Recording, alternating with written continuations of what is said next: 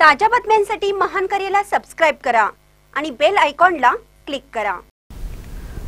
मानगाव आरोग्य केंद्रांतर्गत हिवताप जनजागरण मोहीम, जलजन्य व कीटकजन्य आजाराबाबत प्रबोधन। मानगाव आरोग्य केंद्रांतर्गत उपकेंद्र सुंडी, तांबुळवाडी, ढोलगरवाडी, मानगाव, कारवे, रामपूर आदी ठिकाणी हिवताप जनजागृती मोहीम सुरू करण्यात आली। सहाय्यक संचालक आरोग्य सेवा हिवताप डॉक्टर रणवीर, जिल्हा हिवताप अधिकारी डॉक्टर विनोद मोरे, तालुका आरोग्य अधिकारी डॉक्टर बी.टी. सोमचाळ, वैद्यकीय अधिकारी डॉक्टर विघ्नेश पाटील यांच्या मार्गदर्शनाखाली जलजन्य व कीटकजन्य आजाराबाबत प्रबोधन करण्यात येत आहे।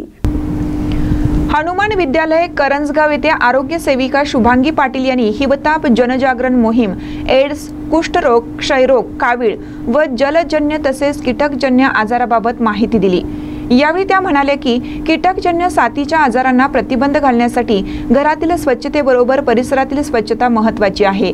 त्यामध्ये घराशेजारील फुटके डबे, टायर यांची योग्य विल्हेवाट लावावी जेणेकरून डासांची उत्पत्ती होणार नाही।